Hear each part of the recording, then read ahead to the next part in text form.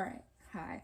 My name is Hunter. I didn't do that in the intro, which I probably should have, seeing as this is a thing that I'm doing. My pronouns are they, he. Please be respectful. If you are not, that's not nice. I will be reading Vicious by Victoria or V.E Schwab. Adore her so much. I've been currently reading all of her books, though all of them have mostly been read by now. But Vicious is definitely, actually it's hard to say. I can't say it's my favorite of hers. I really like, I adore The Invisible Life of Addie LaRue. That was the first one I read. And then this one just like, of course. I've already read this before, but I'm very excited to reread it, even though I read it not even a month ago. But this time, this is my copy of the book. It's no more borrowed copies. Not this, for this one at least. I have pens. I plan on annotating it as I go and just absolutely fangirling over it because Victor Vale, ooh la la. There's going to be a lot of that. There's going to be a lot of ooh la laing. And there's also going to be a lot of cussing. So the rating is HS, as in holy shit, that's a lot of cussing. I will try to tone it down. But no promises, especially for like if I get into books that I haven't read. That's just gonna be off the dome, like just freaking out.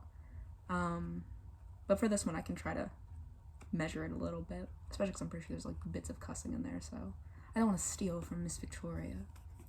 But anyway, I'm gonna get to reading it. My goal is I'm gonna read 50 pages and then I'm kind of gonna see how long this gets, because I don't know how many tangents this book is gonna get me on, because it just la la. I love it. But, we'll see. Oh, also, this book does, like, at first, when I first tried reading it, like a while back, I think like a year ago, I was like, oh my god, I can't, the time's different, I can't get into it. So, eventually, I do want to, like, make my own, like, Word doc of, like, the entire story in order. Like, knowing all the POVs. But first, I need Miss Victoria to please write the third one. Because, God, I need more. If you can't tell by me rereading this. Alright, so it starts with Last Night, Merritt Cemetery. Victor readjusted the shovels on his shoulder and stepped gingerly over an old, half-sunken grave. His trench billowed faintly, brushing the tops of tombstones as he made his way through Merritt Cemetery, humming as he went. The sound carried like wind through the dark, made Sydney shiver in her too big coat and her rainbow leggings and her winter boots as he trudged along behind him. The two looked like ghosts as they wove through the graveyard, both blonde and fair enough to pass for siblings, or perhaps father and daughter. They were neither, but the resemblance certainly came in handy, since Victor couldn't very well tell people he picked up the girl on the side of a rain-soaked road a few days before. He'd just broken out of jail. She'd just been shot. Crossing of fates, or so it seemed. In fact, Sydney was the only reason Victor was beginning to believe in fate at all. He stopped humming, rested his shoe lightly on a tombstone, and scanned the dark, not with his eyes so much as with his skin, or rather with the thing that crept beneath it, tangled in his pulse, keeping on with a faint electric buzz that only he could hear, and feel, and read. A buzz that told him when someone was near. Sydney watched him frown slightly. "Are we alone?" she asked. Victor blinked, and the frown was gone, placed by the even calm he always wore. His shoes slid from the gravestone, just us and the dead. They made their way into the heart of the cemetery, the shovels tapping softly on Victor's shoulder as they went. Sydney kicked a loose rock that had broken off from one of the older graves. She could see where there were letters, parts of words etched into one side. She wanted to know what they said, but the rock had already tumbled into the weeds, and Victor was still moving briskly between the graves. She ran to catch up, nearly tripping several times over the ground, frozen, before she reached him. He'd come to a stop and was staring down at a grave. It was fresh, the earth turned over and temporary marker driven into the soil until a stone could be cut. Sydney made a noise, a small groan of discomfort that had nothing to do with the biting cold. Victor glanced back and offered her the edge of a smile. "Buck up, Sydney," he said casually. "It'll be fun." Truth be told, Victor didn't care for graveyards either. He didn't like dead people, mostly because he had no effect on them. Sydney, conversely, didn't like dead people because she had such a marked effect on them. She kept her arms crossed tightly over her chest, one gloved thumb rubbing the spot on her upper arm where she'd been shot. It was becoming a tic. He notices things about his adopted child. Oh my god.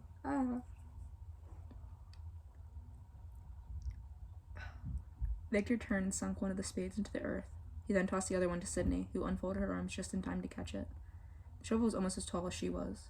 A few days shy of her 13th birthday, and even for 12 and 11 twelfths, Sydney Clark was small, not a small. She had always been on the short side, but it certainly didn't help that she had barely grown an inch since the day she died. Wonder what that means. Now she hefted the shovel, grimacing at the weight. You've got to be kidding me, she said. The faster we dig, the faster we get to go home. Home wasn't home so much as a hotel room, stocked only with Sydney's stolen clothes, Mitch's chocolate milk, and Victor's files. But that wasn't the point. At this moment, home would have been any place that wasn't Merritt Cemetery. Sydney eyed the grave, tightened her fingers on the wooden grip. Victor had already begun to dig. What if... She said, swallowing. What if the other people accidentally wake up? They won't, cooed Victor. Just focus on this grave. Besides, he looked up from his work. Since when are you afraid of bodies? I'm not, she snapped back, too fast, with all the force of someone used to being the younger sibling. But she was. Just not Victor's. Look at it this way, he teased, dumping a pile of dirt into the grass. If you do wake them up, they can't go anywhere. Now dig. Sydney leaned forward, her short blonde hair falling into her eyes, and began to dig. The two worked in the dark, and only Victor's occasional humming and the thud of the shovels filling the air. Thud, thud, thud. I love this book. I'm so happy. Alright, so this is when we start getting into the time jumpy things. 10 years ago, Laughlin University. Victor drew a steady, straight, black line through the word Marvel. The paper they'd printed the text on was thick enough to keep the ink from bleeding through, so long as he didn't press down too hard. He stopped to reread the altered page and winced as one of the metal flourishes on Laughlin University wrought iron fence dug into his back. The school prided itself on its country club meets Gothic manor ambiance, but the ornate railing that encircled Laughlin, though striving to evoke both the university's exclusive nature and its old-world aesthetic, very big word, succeeded only in being pretentious and suffocating. It reminded Victor of an elegant cage. He shifted his weight and repositioned the book on his knee, wondering at the sheer size of it as he twirled the Sharpie over his knuckles. It was a self-help book. The latest in a series of 5, by the world-renowned Doctors Vale. The very same Vales who were currently on the international tour. The very same Vales who had budgeted just enough time in their busy schedules, and even back before they were best-selling empowerment gurus, to produce Victor.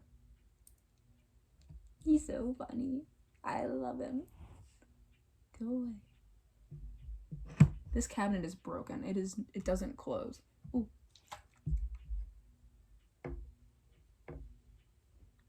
That's so smart. He thumbed back through the pages until he found the beginning of his most recent undertaking and began to read. For the first time, he wasn't affecting a Vale book simply for pleasure. No, this was for credit. Victor couldn't help but smile. He took an immense pride in paring down his parents' work, stripping the expansive chapters on empowerment down to simple, disturbingly effective messages. He'd been blacking them out for more than a decade now, since he was 10. A painstaking but satisfying affair, but until last week he'd never been able to count it for anything as useful as a school credit. Last week when he'd accidentally left his latest project in the art studio over lunch, Laughlin University had a mandatory art credit, even for budding doctors and scientists. He'd come back to his teacher poring over it. He expected a reprimand, some lecture on the cultural cost of defacing literature, or maybe the material cost of paper. Instead, the teacher had taken the literary destruction as art. He practically supplied the explanation, filled in any blanks using terms such as expression, identity, found art, reshaping. Victor had only nodded and offered a perfect word to the end of the teacher's list. Rewriting. And just like that, his senior art thesis had been determined. The marker hissed as he drew another line, blotting out several sentences in the middle of the page. His knee was going numb from the weight of the tome. If he were in need of self-help, he would search for a thin, simple book, one whose shape mimicked its promise. But maybe some people needed more. Maybe some people scanned the shelf for the heftiest one, assuming that more pages meant more emotional or psychological aid. He skimmed the words and smiled as he found another section to ink out. By the time the first bell rang, signaling the end of Victor's art elective, he turned his parents' lectures on how to start the day. In 2, be lost. Give up. Give in. In the end, it would be better to surrender before you begin. Be lost. Be lost, and then you will not care if you are ever found. When he's a poet, so I have 2 copies of this book. Don't judge me. I want to get a third one. I want to have one clean, not touched. Like, it looks like it came fresh out of the box. Books aren't in boxes, but you know what I mean. Then I have this one, which I'm planning on, annotating with my cool markers that you had to see. And then I want to use my other copy that I currently have, and I want to do my own little blackout poetry for my boy Victor Vale, just for him. And then just see, like, if I can produce any, like, cool poems or anything good. I think it's fun. It might be wasteful. Don't tell me that. I will judge you harshly. I think it's expression, it's art, it's beautiful, it's rewriting, just like my boy Victor Vale said.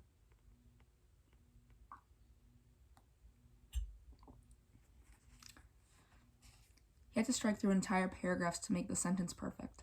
After he accidentally marked out ever and had to go on until he found another instance of the word. But it was worth it. Pages of black that stretched between if you are and ever and found gave the words just the right sense of abandonment. Victor heard someone coming, but didn't look up. He flipped to the back of the book where he'd been working on a separate exercise. The Sharpie cut through another paragraph, line by line, the sound as slow and even as breathing. He'd marveled once that his parents' books were in fact self-help. Simply not in the way they'd intended. He found their destruction incredibly soothing. Kind of meditation. Vandalizing school property again? Victor looked up to find Eli standing over him, the library plastic cover crinkled beneath his fingertips as he tipped the book up to show Eli the spine, where Vale was printed in bold, capital letters. He wasn't about to pay $25.99 when Lockton's library had such a suspiciously extensive collection of Vale doctrine self-help. Eli took the book from his hand and skimmed. Perhaps it is in our best interest to surrender, to give up, rather than waste words. Victor shrugged. He wasn't done yet. You have an extra 2 before surrender, said Eli, tossing the book back. Victor caught it and frowned, tracing his fingers through the makeshift sentence until he found his mistake and effectively blotted out the word. You've got too much time, Vic. You must make time for that which matters, he recited, for that which defines you, your passion, your progress, your pen. Take it up and write your own story. Eli looked at him from a long moment, brow crinkling. That's awful. It's from the introduction, said Victor. Don't worry, I blacked it out. He flipped back to the pages, a web of thin letters and fat black lines, until he reached the front. They totally murdered Emerson. Eli shrugged. All I know is that book is a sniffer's dream, he said. He was right. The 4 Sharpies Victor had gone through in converting the book to art had given it an incredibly strong odor, one which Victor found at once entrancing and revolting. He got enough of a high from the destruction itself, but he supposed the smell was an unexpected addition to the project's complexity. Or so the art teacher would spin it. Eli leaned back against the rail. His rich brown hair caught the too bright sun, bringing out reds and even threads of gold. Victor's hair was pale blonde. When the sunlight hit him, it didn't bring out any colors, but only accentuated the lack of color, making him look like an old-fashioned photo than a fleshed-out flesh and blood student. When he kind of looks like a vampire. Yeah, but actually, this book does eventually give descriptions of him, but I'm purely just picturing Henry Cavill's. I'm picturing Geralt, the Witcher. That's what I'm picturing this entire book, like like the leather clothing and all. And it's suiting me just fine. 10 out of 10 recommend. Eli was still staring down at the book in Victor's hands. Doesn't the Sharpie ruin whatever's on the other side? You'd think, said Victor, but they use this freakishly heavy paper, like they want the weight of what they're saying to sink in. Eli's laugh was drowned by the second bell, ringing out across the emptying squad. Bells weren't buzzers, of course. Lachlan was too civilized, but they were loud, almost ominous, a single deep church bell from the spiritual center that sat in the middle of campus. Eli cursed and helped Victor to his feet, already turning towards the huddle of science buildings, faced rich red brick to make them seem less sterile. Victor took his time. They still had a minute before the final bell sounded, and even if they were late, the teachers would never mark them down. All Eli had to do was smile. All Victor had to do was lie. Both proved frighteningly effective. Okay, so I only have one little complaint. This book, like the beginning, I found it really hard to get into at first. But now, of course, I'm blushing. I love it. I think the paper's thickness, I feel like it should have only been mentioned once, and I feel like it should have only been mentioned in that passing of them talking, because both individually feel very natural, but I think the twice is like a little unnecessary. I think we could have gotten rid of that and given me more Victor being, a cutie. Yeah, I'm calling this man a cutie. He is. Victor sat at the back of his comprehensive science seminar, a course designed to reintegrate students of various scientific disciplines for their senior thesis. Learning about research methods, or at least being told about research methods. Distressed by the fact that the class relied on laptops, and since striking through words on a screen hardly gave him the same satisfaction, Victor had taken to watching the other students sleep, doodle, dress out, listen, and pass digital notes. Unsurprisingly, they failed to hold his interest for long, and soon his gaze drifted past them, and past the windows, and past the lawn. Past everything. When he can't focus in class, just like me. His attention was finally dragged back to the lecture when Eli's hand went up. Victor hadn't caught the question, but he watched his roommate smile, his perfect all-American political candidate smile, before he answered. Elliot Eli Cardell had started out as a predicament. Victor had been none too happy to find the lanky, brown-haired boy standing in the doorway of his dorm a month into sophomore year. His first roommate had experienced a change at heart in the first week, through no fault of Victor's, of course, and had promptly dropped out, due either to a shortage of students or perhaps a filing error made possible by a fellow sophomore Max Hall's penchant for any Lockland. Oh my god, so many words. Let's see how well I get into this, I guess. I read, how good am I going to be at reading words? His first roommate had experienced a change of heart in the first week. Through no fault of Victor's, of course, and had promptly dropped out, due either to a shortage of students or perhaps a filing error made possible by a fellow sophomore, Max Hall's penchant for any Lockland-specific hacking challenges. The student had been replaced.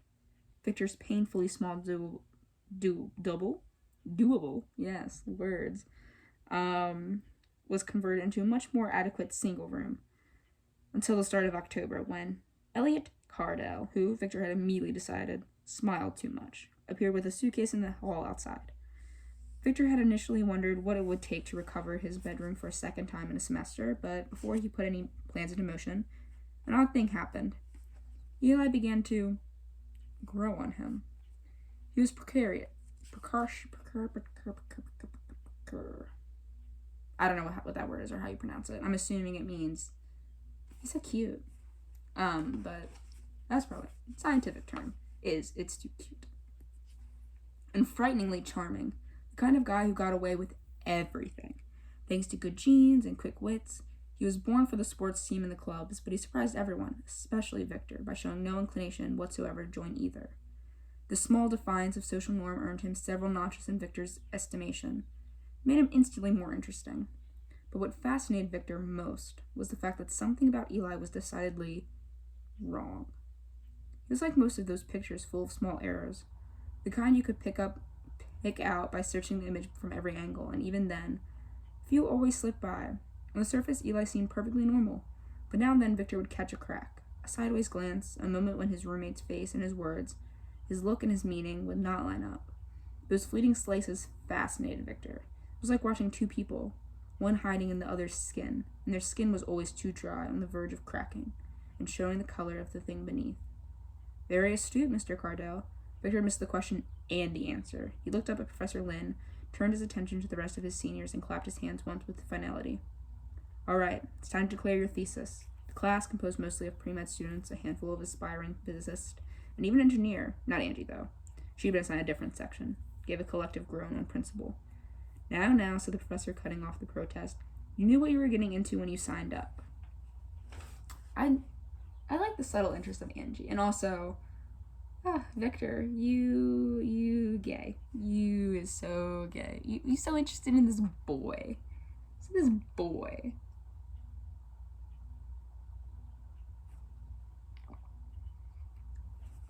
who I definitely, like, am looking forward to, like, dissecting in this, because, spoiler, in this book, he doesn't have, like, actually, no, I'm not going to spoil.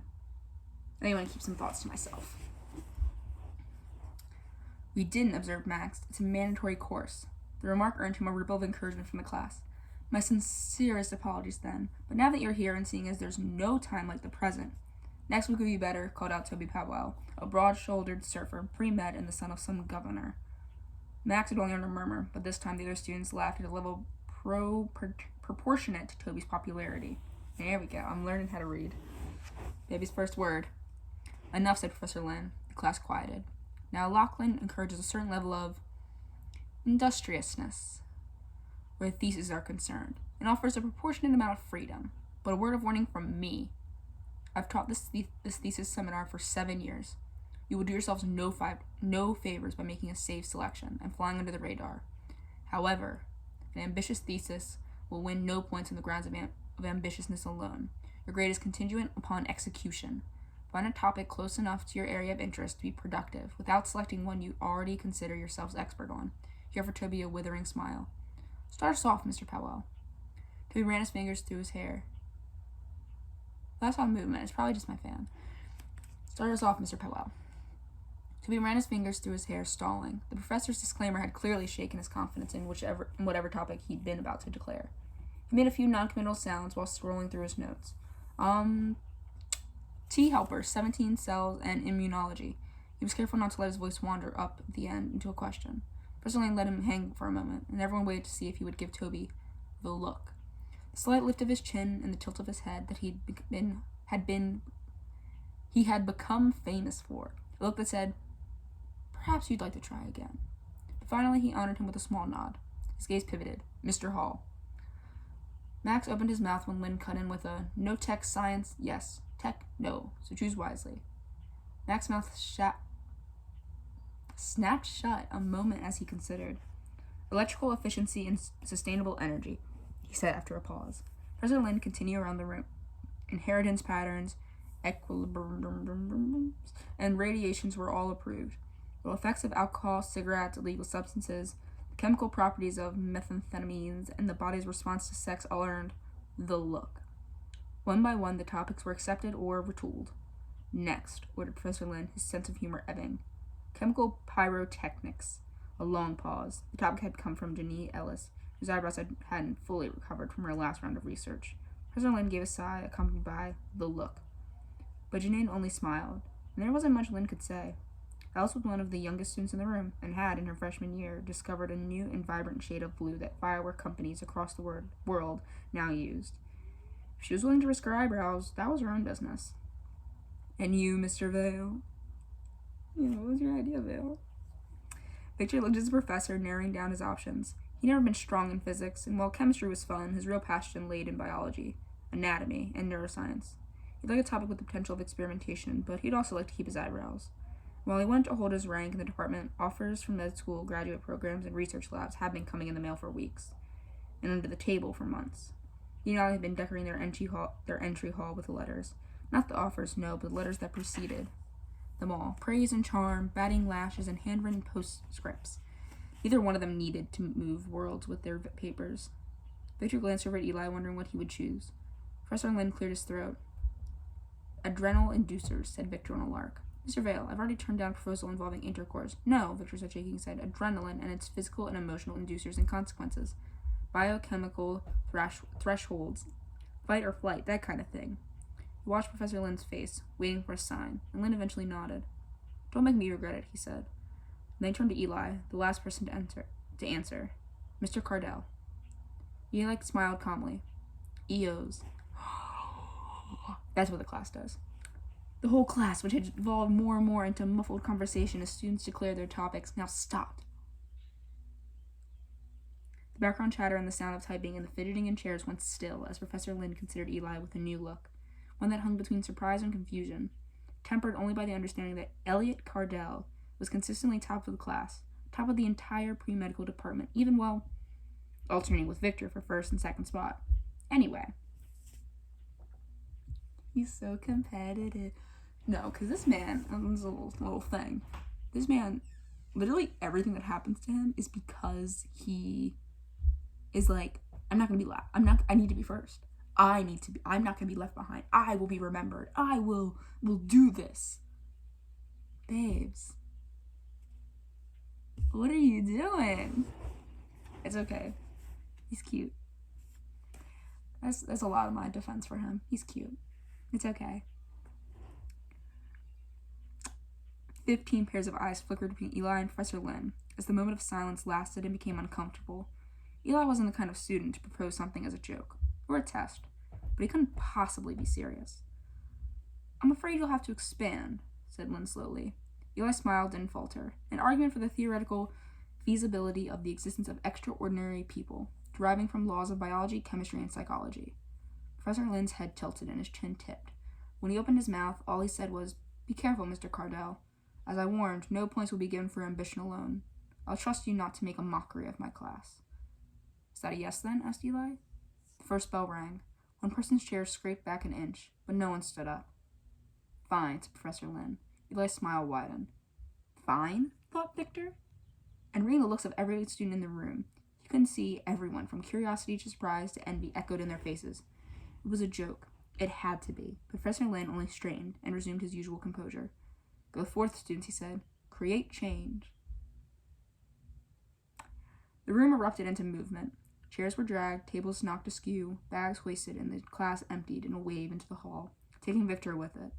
He looked around the corridor for Eli and saw that he was still in the room, talking quietly, admittedly with Professor Lin. For a moment, the steady calm was gone, and his eyes were bright with energy, glinting with hunger.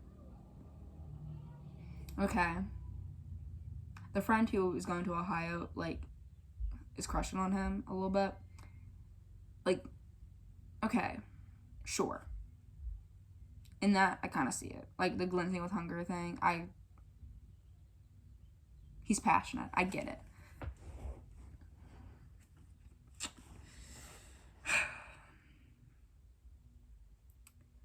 By the time he broke away and joined Victor in the hall, it was gone, hidden behind a casual smile.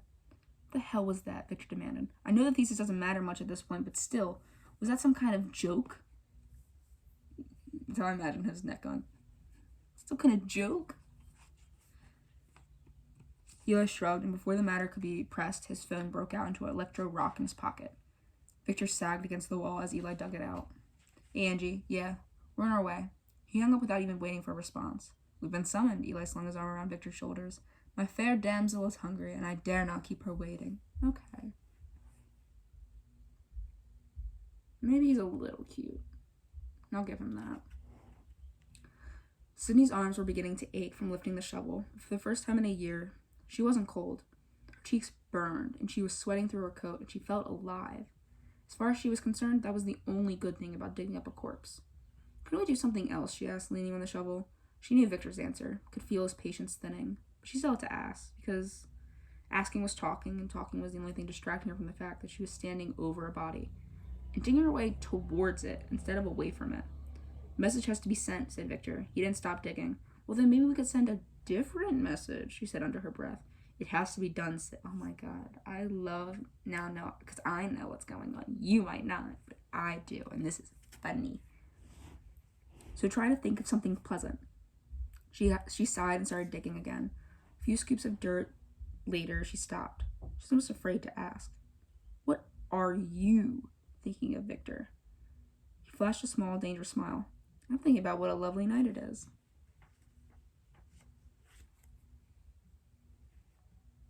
I miss having long hair purely for the little twirls. We both knew it was a lie, but Sydney decided she'd rather not know the truth. Victor wasn't thinking of the weather.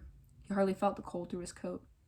He was too busy trying to picture what Eli's face would look like when he received their message, trying to picture the shock, the anger, and threaded through it all, the fear. Fear because it could only mean one thing. Victor was out. Victor was free. And Victor was coming for Eli, just as he'd promised he would. He sunk the shovel into the cold earth with a satisfying thud. He keeps his promises? Oh my god. Dream man. 10 years ago, Laughlin University. Oh wait, did I announce that I had gotten back to the cemetery. Well, that was last night at Merritt Cemetery. My bad. 10 years ago, Lackland University. You're seriously not going to tell me what that was about? Asked Victor as he followed Eli through the massive double doors and into the Lackland International Dining Suite, more commonly known as Lids. Eli didn't answer as he scanned the eating hall for Angie. The whole place resembled a theme park, in Victor's opinion. All the mundane trappings of a cafeteria hidden beneath plastic and plaster facades that were out of scale and out of place beside each other. Circling a quad-sized stretch of tables, 11 eatery options, each boasted different menus and different fonts with different decor. By the doors was a bistro, completed with a low little gate erected from a waiting line. Erected. Next to it, Italian music played, several pizza ovens gaping behind the counter. Across the way, the Thai, Chinese, and sushi places set in paper lantern colors, bright and primary and inviting. Joining these were a burger joint, a carving station, a comfort food kitchen, a salad bar, a smoothie shop, and a basic cafe. Angie Knight was sitting near the Italian eatery, twirling pasta on her fork, her coppery curls wandering into her eyes as she read a book pinned beneath her tray. A small prickle ran through Victor when he spotted her. The voyeuristic thrill of seeing someone before they see you, and being able to simply watch. I'd let him watch me. He's got a thing for redheads, I think. Ended when Eli saw her too and caught her gaze without a word. They were like magnets, thought Victor, each with their own pull. They showed it in every day in class and around campus. People always drifting towards them. Even Victor felt the draw. And then when they got close enough to each other, well, Angie's arm were around Eli's neck in an instant, her perfect lips against his. Victor looked away, giving them a moment of privacy, which was absurd considering their public display of affection was very public. The female professor looked up from the folded paper several tables over, one eyebrow quirking, before she turned the page with a loud crack. Eventually, Eli and Angie managed to pry themselves apart, and she acknowledged Victor with a hug. A gesture that was simple but genuine, all the warmth but none of the heat. And that was okay. He was not in love with Angie Knight. She didn't belong to him, even though he met her first, even though he'd been a magnet for her once, and she'd wandered towards him in Lids the first week of school freshman year. And they'd had smoothies because it was still ungodly hot out, even in September. And her face was red from track, his was red from her, even though she hadn't even met Eli until sophomore year, when Victor brought his new roommate to sit with him at dinner because it seemed like a good karma. Fucking karma, he thought as Angie pulled away and floated back to her seat. Eli grabbed the soup and Victor bought Chinese, and the three sat in the growing noise of the eating hall and ate and made mindless conversation. Even though Victor desperately wanted to know what the hell Eli was thinking, picking EOs as his thesis. But Victor knew better than to interrogate him in front of Angie. Angie Knight was a force with long legs and the most severe case of curiosity that Victor had ever encountered. She was only 20, but had been converted by the top school since she could drive. Take a drink of tea. It's getting hard to speak.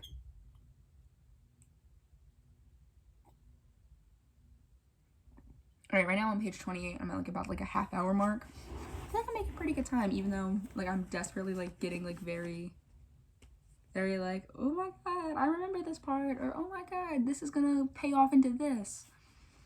But so my face is red and I can't tell if that's from oh my god, I'm talking so much, it's hot in my room, or Victor Vale. Who can say? Been coveted by the top school since she could drive. Had been given a dozen business cards followed by a dozen offers and just as many follow-ups, both subtle and not so subtle bribes. And here she was at Lackland. She recently accepted an offer from an engineering firm, and upon graduation would be the youngest and, Victor wagered, the brightest employee of their company. She wasn't even able to drink yet. Besides, judging by the looks the other students had given Eli when he made his thesis selection, word would reach her soon enough. Finally, after lunch dotted with pauses and occasional warning glances from Eli, the bell rang and Angie left for her next class. She wasn't even supposed to have a next class, but she'd taken on an extra elective. Eli and Victor sat and watched her cloud of red hair bob away with all the glee of someone off to eat cake, not explore forensic chemistry or mechanical efficiency or whatever she picked up as a pet project this time. Or rather, Eli watched her go and Victor watched Eli watch her, something twisting in his stomach. It wasn't just that Eli stole Angie from Victor. That was bad enough. But somehow Angie had stolen Eli from him too. The more interesting Eli, anyway. Not the one with perfect teeth and the easy laugh, but the one beneath that was glittering and sharp, like broken glass. It was in those jagged pieces that Victor saw something he recognized. Something dangerous and hungry. When Eli was with Angie, it never showed. He was a model boyfriend, caring, attentive, and dull. Victor found himself studying his friend in Angie's wake, searching for signs of life. Several quiet moments passed as the eating hole thinned and emptied, and then Victor lost patience and kicked Eli under the wood table. His eyes drifted lazily up from his food. Ugh, my friend's a good boyfriend. So fucking boring. Boring. Yes. Why EOs? Eli's face slowly began to open, and Victor felt his chest loosen with relief as Eli's darker self peeked through. Okay, I get it. I get it a little bit. But Victor's my boy. They can have Eli. I don't want him.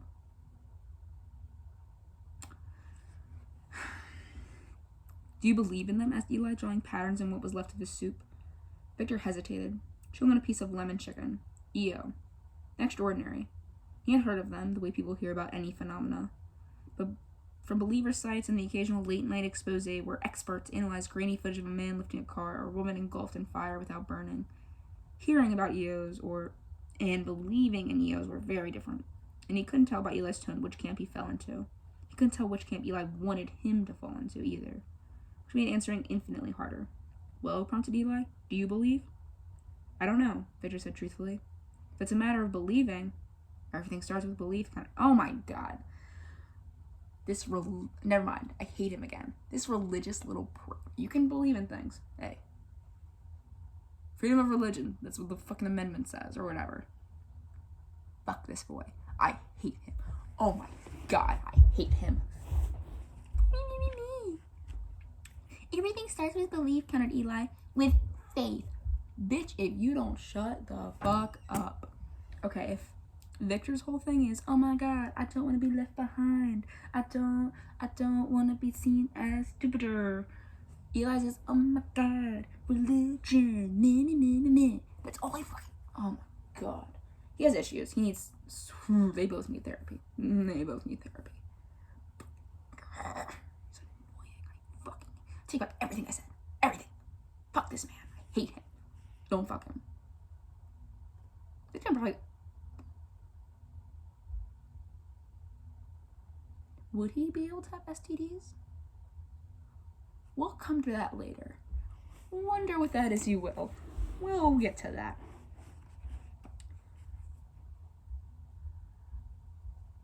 Victor cringed. Me too, Victor. It was a kink in his understanding of Eli, the latter's reliance on religion. Victor did his best to overlook it, but it was a constant snag in their dialogues. Eli must have sensed he was losing him. With wonder, then. Okay. You got me back. Do you ever wonder? Victor wondered about lots of things. He wondered about himself, whether he was broken, or special, or better, or worse. You're special, Victor. You're special to me. You got a special place in my heart. I really do love Victor Vale. Victor Vale variants hold a special place in my heart. And about other people, whether they were all really as stupid as they seemed. He wondered about Angie.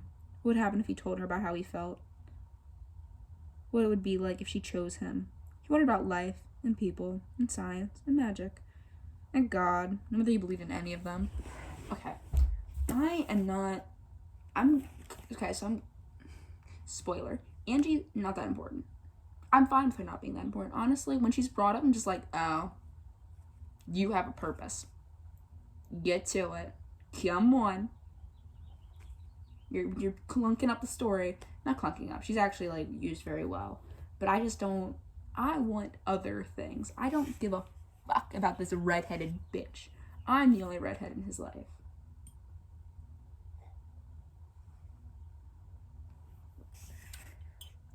But she's important to plot. Because books need to have plot, Hunter.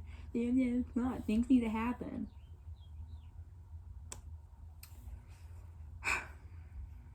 I do, he said slowly. Well, when you wonder something, said Eli, doesn't that mean part of you wants to believe in it? I think we want to prove things in life more than we want to disprove them. We want to believe. Right. I agree with you. I agree with you. Stop. Focus on that. Stop being annoying. And you want to believe in superheroes. Victor's voice was carefully devoid of judgment, but he couldn't smother the smile that crept across his mouth. When he holds back a smile. He hoped Eli wouldn't take offense. We only see it as good humor. Levity, not mockery. But he didn't. His face snapped shut. Fine, yeah, stupid, right? You caught me. I didn't give a shit about the thesis. I just wanted to see if Lane would let me get away with it, he said, flashing a rather hollow smile and pushing up from the table. That's all.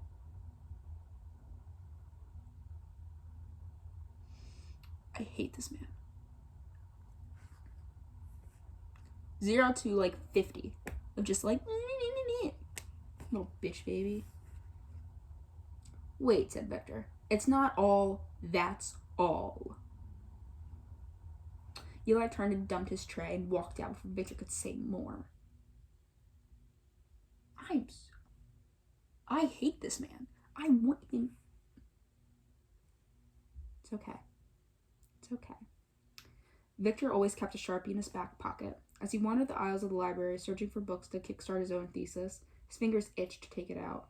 His failed conversation with Eli had set him on edge, and he longed to find his quiet, his place, his personal zen, and the slow obliteration of someone else's words.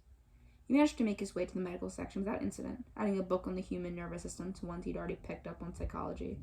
After finding a few smaller texts on adrenal glands and human impulse, he checked out, careful to keep his fingertips permanently stained from his art project hidden in his pockets, or under the lip of the counter when the librarian looked over the books. There had been a few complaints during his time in Lockland about books being vandalized, if not outright ruined. The librarian looked at him over the stack as if his crimes were written on his face instead of his fingers, before finally scanning the books and handing them back. After coming, back in the university-issued apartment he shared with Eli, Victor unpacked his bag. He knelt in his bedroom and slid the marked-up self-help book onto a low shelf beside two others he checked out on an altar, silently pleased that no return calls had been placed on any of them yet. Books on adrenaline he left on his desk. He heard the front door open and shut and wandered into the living room, a few minutes later to find Eli flopping down on the couch. He set a stack of books and stapled printouts on the university-issued wooden coffee table, but when he saw Victor come in, he reached and set up for a magazine and began to flip through it, feigning boredom. Bitch, if you don't... No. I know about his childhood. I'm not gonna... I just want to.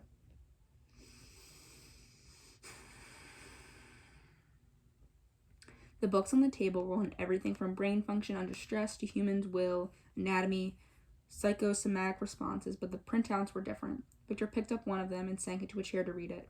Eli frowned faintly as he did it. It didn't stop him. The printouts were captures from websites, message boards, and forums. They would never have been seen as admissible sources. Tell me the truth, said Victor, tossing the page back onto the table between them.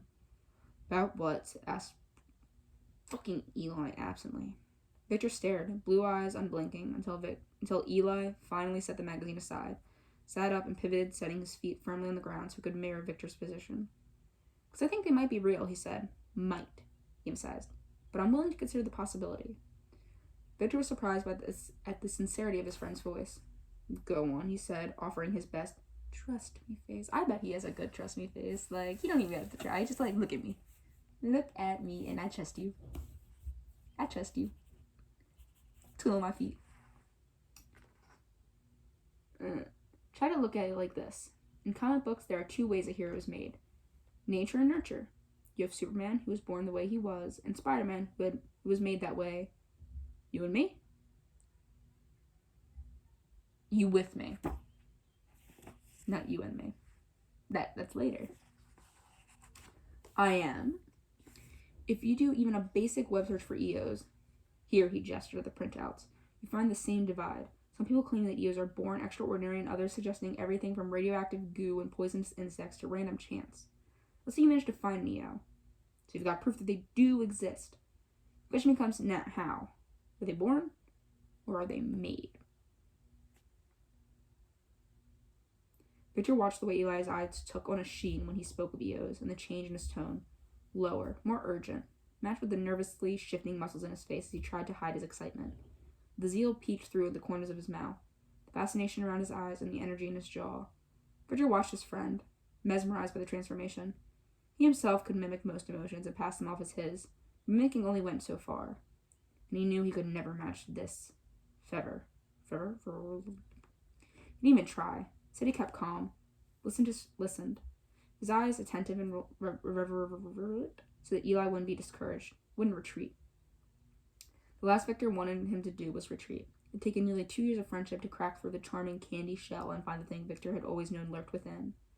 And now, slouching around a coffee table, stacked with low-res screenshots of sites run by grown men in their parents' basements, it was as if Elliot Cardell had found God. Even better, as if he had found God and wanted to keep it a secret, but couldn't. It shone through his skin like light. Now, Mr. Victor Vale, if you want someone who has that look in them, take me to the thrift store and let me look at pretty pots and little trinkets. I got you. You will never be bored. I have that look in my eyes all the time. Come on, let's go. Okay, now it's definitely red from Victor Vale. It's definitely a him. Okay, I'm at 34 pages and we're at 45 minutes. Oh mio mio. Okay. So, said Victor slowly, let's assume EOs do exist. We're gonna figure out how? Victor flashed him the kind of smile a cult leader would covet. Covet? That's the idea. Fucking hate this man. I hate Eli. Fuck him. Thud. How long were you in prison? Asked Sydney, trying to fill the quiet. The sound of digging when combined with Victor's absent humming wasn't helping her nerves. Too long, answered Victor. Yeah, he's a bad boy. Thud. Her fingers hurt dully from gripping the shovel. And that's where you met Mitch? Mitchell Turner. Mitch, my love, Turner. Was the massive man waiting for them back in the hotel room. Not because he didn't like graveyards. He told them apathetically. No, it was that someone had to stay behind with the doll. Besides, there was work to do. Lots of work. It had nothing to do with the bodies. Sydney smiled when she thought of him, scouring for excuses. It made her feel a fraction better to think of Mitch, who was roughly the size of a car and could probably lift one with ease, before being squeamish about death. He was perfect. Perfect! Victoria Schwab men. Not Eli. Never Eli. Or Ray. Fuck Ray. Sydney smiled when she thought. We were cellmates, he said. There are a lot of very bad people in jail, Sydney, and only a few decent ones. Mitch was one of them. Thud. Are you one of the bad ones? Asked Sydney. No. He is perfect. Her watery blue eyes stared straight at him, unblinking. She wasn't sure if an answer mattered, really, but she felt like she had to know. Some would say so, he said. Thud. She kept staring. I don't think you're a bad person, Victor. Victor kept digging. It's all a matter of perspective. Thud. About the prison, did they let you out? She asked quietly. Thud. Victor left the shovel planted in the ground and looked up at her. And then he smiled, which she noticed he seemed to do a lot before he lied, and said, Of course. Of course they did. How'd you think otherwise? Just, if you see a wanted poster, that's my twin. He stole my identity. Huge thing. A week ago, right in the penitentiary. I really gotta get better at, announcing when the time changes. Because I already addressed it, they were hard for me to keep up the first time. So now I gotta, Prison was less important than what it afforded Victor. Namely, time. 5 years in isolation gave him time to think. 4 years integration, thanks to budget cuts and the lack of evidence that Vale was in any way abnormal, gave him time to practice. And 463 inmates to practice on. The last 7 months had given him time to plan. This moment. Did you know, said Victor, skimming a book from the prison library on anatomy. That was particularly foolish to endow inmates with detailed sense of the positions of vital organs. But there you go. That when you take away a person's fear of pain, you take away their fear of death. You make them, in their own eyes, immortal, which of course they're not, but what's the saying? We're all immortal until proven otherwise? Something like that, said Mitch, who was a bit preoccupied. Mitch was Victor's cellmate at Rankton Federal Penitentiary. Victor was fond of Mitch, in part because Mitch was thoroughly unconcerned with prison politics, and in part because he was clever.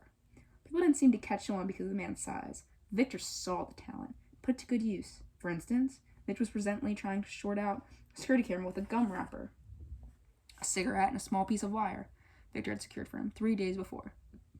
Got it, said Mitch a few moments later, when Victor was thumbing through the chapter on the nervous system.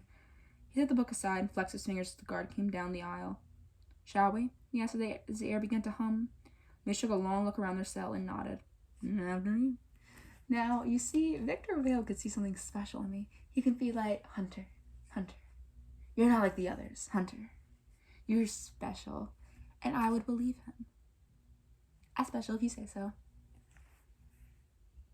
He sees me for me. Oh my god, oh my god, okay. That's embarrassing, okay. Yep, those are thoughts I have.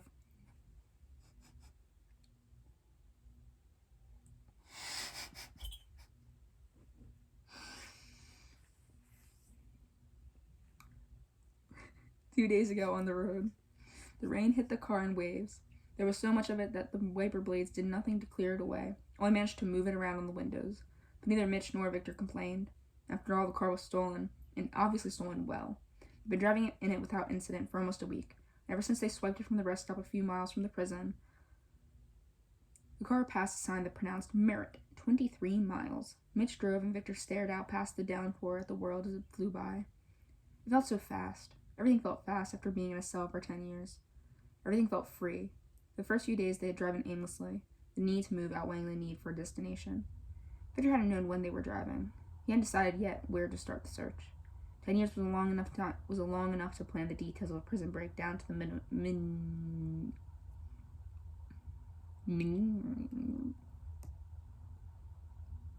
I love Victoria, man, but these words are a bit advanced for me. Within an hour, he had new clothes. Within a day, he had money. But a week out, and he still didn't have a place to start looking for Eli. Until that morning. He picked up the National Mark, a nationwide paper from a gas station. Flipping absently through it, and fate had smiled at him. Or at least, someone had smiled. Smiled straight up from a photo printed to the right of a news article titled, "Civilian Saves Bank." No, he didn't. Spoiler. The bank was located in Merritt, a sprawling metropolis halfway between Rittenton's barbed wire walls and Laughlin's wrought iron fences. He and Mitch had been heading there for no other reason than the fact that it was somewhere to go. A city full of people Victor could question, persuade, coerce, and a city that was already showing promise. He thought, lifting up the folded paper. He brought a copy of the National Mark, but taking only the pages, slipped it into his folder, almost reverently. It was a start. Now Victor closed his eyes and tipped his head back against the seat while Mitch drove. "Where are you, Eli?" he wondered. "Where are you? Where are you? Where are you? Where are you?"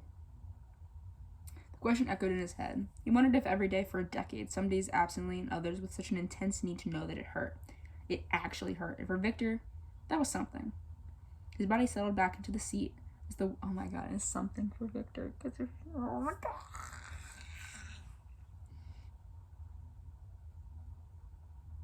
His body settled back into the seat as the world sped by. They hadn't taken the freeway. Most escaped convicts knew better than that. The speed limit on the 2-lane highway was more than satisfactory. Anything was better than standing still. Sometimes later, the car hit a small pothole, and a bump jarred Victor from his reverie. He blinked and turned his head to watch the trees that bordered the road zip past. He rolled down the window halfway to feel the speed, ignoring Mitch's protest about the rain splashing into the car. He didn't care about the water on the seats. He needed to feel it. Let's go for a drive. You can be my little passenger princess. I'll go as fast as you want.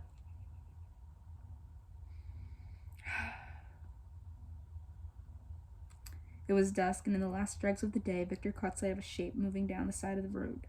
It was a small head, bowed and clutching itself as it trudged down the narrow shoulder side. Victor's car passed it before he frowned and spoke up. "Mitch, go back." "For what?" I'm giving Mitch a very high-pitched voice because he's like this big, beefy man. "For what?" Mitch turned his attention to the massive man behind the wheel. Don't make me ask again. Yes, sir. Whatever you say, sir. Mitch didn't. He threw the car into reverse, the tires slipping onto the wet pavement. They passed the figure again, but this time going backwards. Mitch shifted the car again into drive and crawled up along the shape. Victor rolled down his window the rest of the way, letting the rain press in. You all right? He asked over the rain. The figure didn't respond. Victor felt something prickle on the edge of his sense, humming. Pain. It wasn't his. Stop the car, he said. And this time, Mitch put the vehicle promptly, a little too promptly, into park. Victor got out, zipped his coat up to his throat, and began to walk alongside the stranger. He was a good 2 heads taller. You're hurt, he said to the bundle of wet clothes. It wasn't the arms crossed tightly over the form's chest that gave it away, or the dark stain on one sleeve, darker even than the rain, or the way the figure pulled back sharply when he reached out a hand. Victor smelled pain, the way a wolf smelled blood. Tuned to it. Oh, he smelled like a wolf. Ooh! Ow!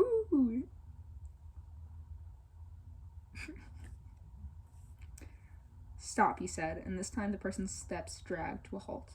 The rain fell steady in the cold around them. Get in the car. The figure looked up at him. Get in the car. What do? You're clearly in pain. You're on the side of the road. It's raining. And this giant man, he's not giant. He's actually, moderate. But, Geralt of Rivia stops you and says, get in the car. Get in the car. I'm getting in, personally. R.I.P. me. I'm getting in. The figure looked up at him then, and the wet hood of the coat fell back into a pair of narrow shoulders. Water blue eyes, fierce behind smudged black liner, stared up at him from a young face. Victor knew pain too well to be fooled by the defiant look. The set jaw around which wet blonde hair curled and stuck. She couldn't be more than 12. 13, maybe. Come on, he pressed, gesturing to the car that had stopped beside them. The girl just stared at him. What's going to happen to you, he asked. Couldn't be worse than what has already happened.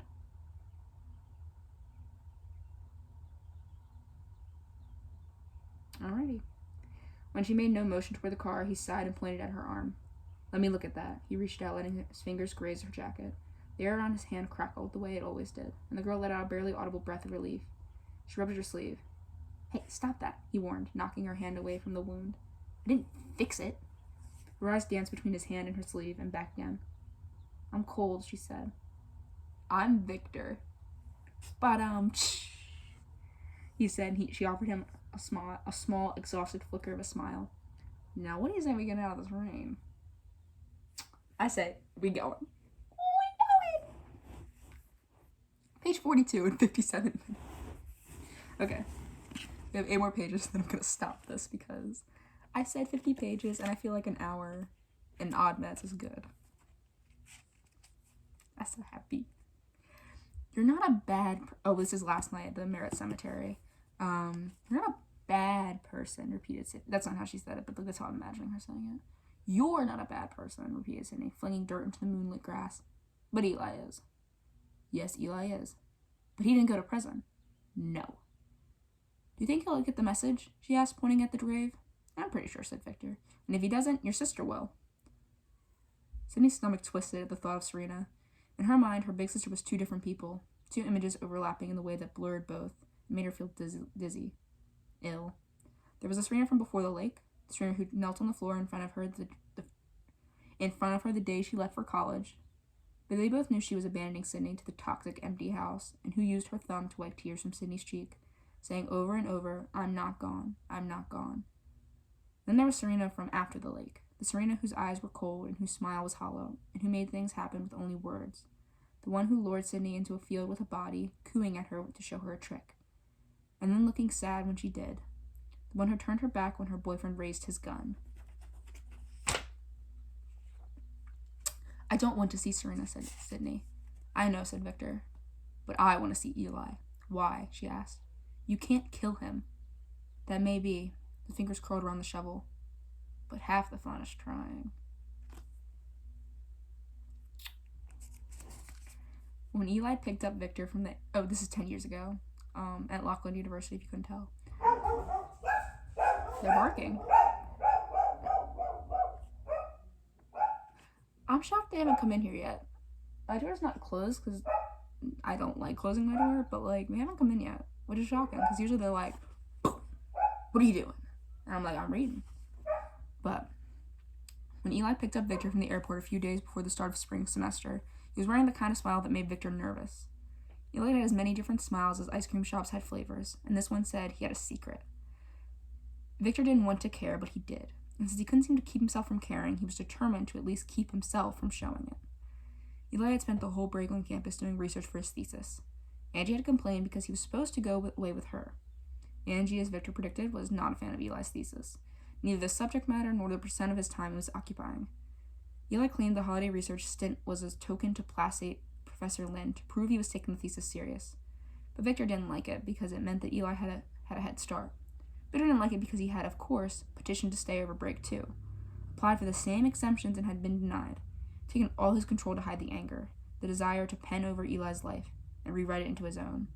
Somehow he managed only a shrug and a smile, and Eli promised to keep him on the loop if he made any headway. In there, Eli had said there, not his, and that had helped placate him. Placate?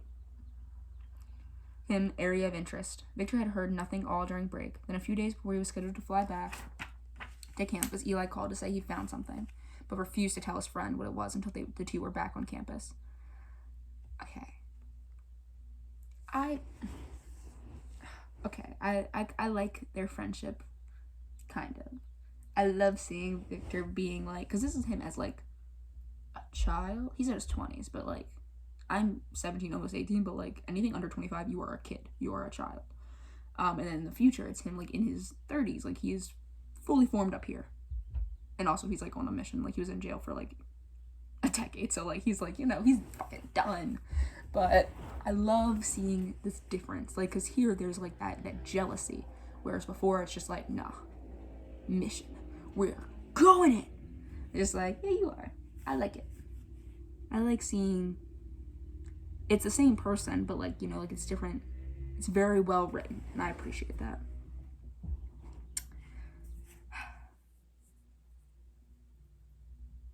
Victor had wanted to book an earlier flight. He couldn't wait to escape the company of his parents, who had first insisted on Christmas together and then on reminding him daily of the sacrifices they were making, since holidays were their most popular tour slots. But he didn't want to seem too eager, so he waited out the days, working furiously on his own adrenal research, which felt remedial by comparison. A simple issue of cause and effect, with too much documented data to make for much of a challenge. It was regurgitation, completely organized and elegantly worded, yes, but dotted by hypotheses that felt, to Victor, uninspired. Dull. Lynn had called the outline solid and said that Victor was off to run and start, but Victor didn't want to run while Eli was busy trying to fly.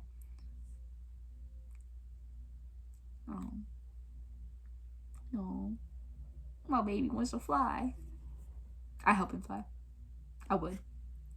I'm in love with this man too much. I need to stop. Like, nothing's happening right now, but like I'm just like,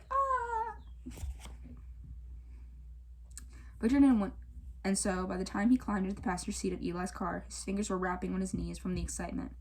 He stretched for an effort to still them, but as soon as they hit his legs again, they resumed their restless motion.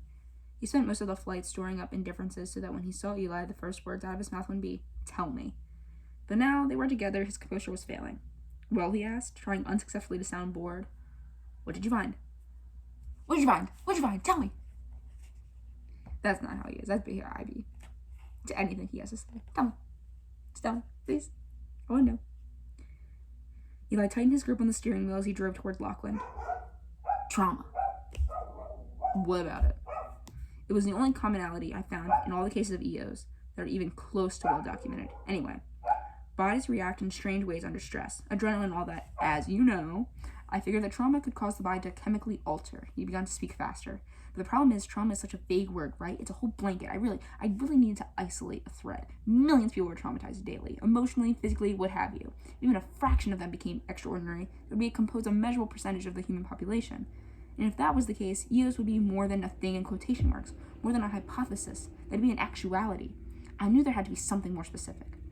A genre of trauma, like car accidents, asked Victor. Yes, exactly, except there weren't any indicators of any common trauma. No obvious formula, no parameters. Not at first. Eli let his words hang in the car. Victor turned the radio from low to off. Eli was practically bouncing the seat. But, prompted Victor, cringing at his own obvious interest. But I started digging, said Eli. And the few case studies I could dig up, unofficial ones, of course, of this shit was a pain to find. The people in them weren't just traumatized, Vic. They died. I didn't see it at first because 9 times out of 10, when a person doesn't stay dead, it isn't recorded as an NDA. Hell, half the time people don't realize they had an NDA. NDA? Oh, Eli glanced over at Victor. Near-death experience. What if an EO isn't a product of just any trauma? What if their bodies are reacting to the greatest physical and psychological trauma possible? Death. Think about it. I'm spinning everywhere because I'm trying to, imagine, this man, I hate him, but, I'm like, oh my god, he excited. I'm gonna be excited. The kind of transformation we're talking about would be possible with a psychological reaction alone, or it would require a huge influx of adrenaline, of fear, awareness. We talk about the power of will. We talk about mind over matter, but it's not one over the other. It's both at once. The mind and the body both respond to immediate death. In those cases, we're both as strong enough, and both would have to be strong. I'm talking about genetic predisposition and will to survive. I think you might have a recipe for an EO. Victor's mind whirled as he listened to Eli's theory. He flexed his fingers against his pant leg. It made sense. It made sense, and it was simple and elegant. Victor hated that, especially because he should have been seen it first. Should have been able to hypothesize. Adrenaline was his research topic. The only difference was that he's been studying temporary flux. Eli had gone so far as to suggest a permanent shift. Anger flared through him, but anger was unproductive, so he twisted into pragmatism while he searched for a flaw. Say something, Vic. Victor frowned and kept his voice carefully devoid of Eli's enthusiasm. You got 2 knowns, Eli, but no idea how many unknowns. Even if you can definitely say that an NDE, and a strong will to survive are it sounds like Saw. I wonder if I made that comparison, if I really connected that earlier, but it's really much like Saw. Do you have the will to survive? And because you think about the EOs, him being make sure there was nothing abnormal about him, he was put in isolation. Do you have anything abnormal about you? Implying EOs is this kind of criminal or unnatural thing, which we'll get into later. But it is kind of similar, but only the difference is Jigsaw is no, you live. Well, they're both about living. Only one's purposely putting them in a Jigsaw. EOs are Jigsaw survivors, confirmed. Oh my god. That's actually really cool. Oh my god. That's so interesting. That's so smart.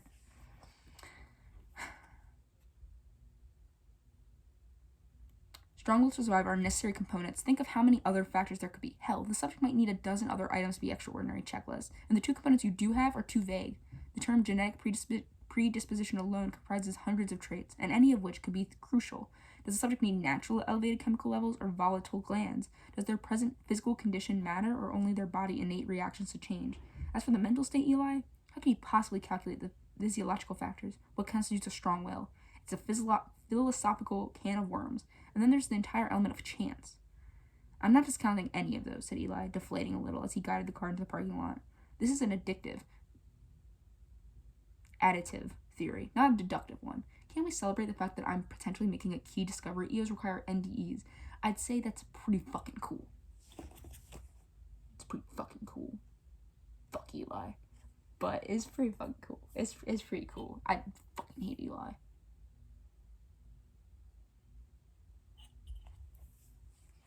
My tea is no longer warm. Well, it's been an hour. That makes sense. But it's not enough, said Victor. You're right. It's not enough. Isn't it? No, it's not, Eli. It's a start. That's something. Every theory needs a place to start, Vic. The NDE's hypothesis, this cocktail of mental and physical reactions to trauma, it holds water. It does. Something small and dangerous was taking shape in Victor as Eli spoke. An idea. A way to twist Eli's discovery into his, or at least into theirs. And it's a thesis, Eli went on. I'm trying to find a scientific explanation for the EO phenomena. It's not like I'm actually trying to create one.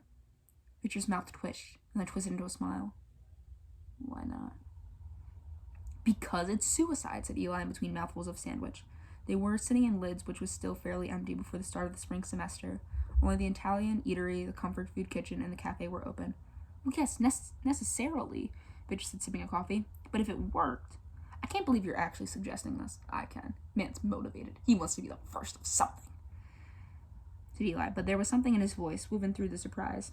Curiosity, energy, that fervor Victor had sensed before. Let's say you're right, pressed Victor. And it's a simple equation, a near-death experience and an emphasis on the near, plus a certain level of physical stamina and strong will.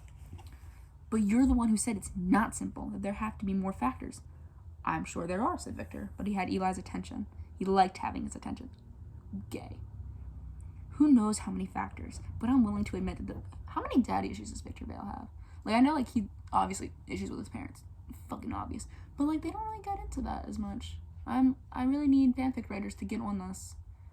Like, you know how they do with, like, Steve Harrington from Stranger Things, where it's just, like, his parents are fucking awful. Like, they're abusive. They leave him all the time. Like, I need that. I don't go looking for that. It needs to exist. It has to. Like, it has to be somewhere. Who knows how many factors, but I'm willing to admit that the body is capable of incredible things in life-threatening situations. That's what my thesis has been about. Remember? Maybe you're right.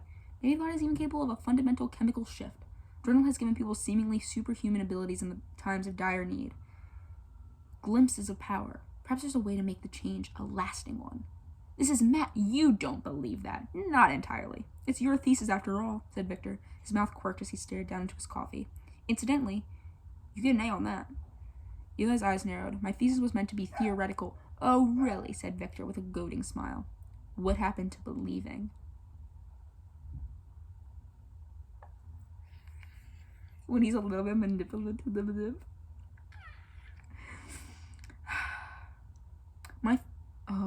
Eli frowned. Good. Suffer. He opened his mouth to answer, but was cut off by a pair of slender arms around his neck. What has my boys looking so stern? Victor looked up to see Angie's rust-colored curls, her freckles, and her smile. Sad the holidays are over? Hardly, said Victor. Hey, Angie, said Eli, and Victor watched the light fold in behind his eyes. Even as he pulled her in for one of those movie star kisses, Victor swore inwardly. He had worked so hard to bring it out, and Angie was undoing all of Eli's focus with a kiss. He pushed her from the table, annoyed. Where are you going? Asked Angie. Long day, he said. I just got back. Still have to unpack. His voice trailed off. Angie was no longer paying attention. She had her fingers tangled in Eli's hair, her lips against his. Just like that, he'd lost them both. Victor turned and left. Alright, so that is end of 50 pages. I think I've given... Okay. So, hopefully this has been entertaining. I'm gonna have to figure out how to edit this. If I'm going to, I don't even know how to post this. I don't know how the internet works. I'm an old man in a very small body, and we'll see how that goes. I'm hoping well. And if nothing else, my friends will find this amusing. I make amazing background noise. Just going. Yeah, also, I look forward to watching this back and realizing how much I shifted, because I realized I was kind of all over the place. I'm not good at sitting still for extended periods of time. Like, even right now, I'm fully not completely still. But I think I did well. Gonna be talking about Victor Vale. I embarrassed myself so much thirsting for Victor Vale. Is bad. But I love this book because there's no sex scenes, and I'm ace, so like my thirsting is just like, oh my god, I bet you give good hugs. That's it. That is the extent of the desire. But I think that makes it funnier, honestly, because like that's fucking funny. Like, you got me, that's funny. But yeah. I had fun. It's been an hour and 13 minutes spent reading 50 pages. Usually I'm very good at reading like a page a minute. Clearly. That didn't happen. So that's what, like, probably like a minute something on each page. Which isn't that bad considering how much I like stopped to talk and like how I kept fumbling over my words, which I'm trying not to be embarrassed by. I'm more embarrassed by my behavior towards Victor Vale, if I am being honest. Yeah, that is all. I'll see how this goes. Bye.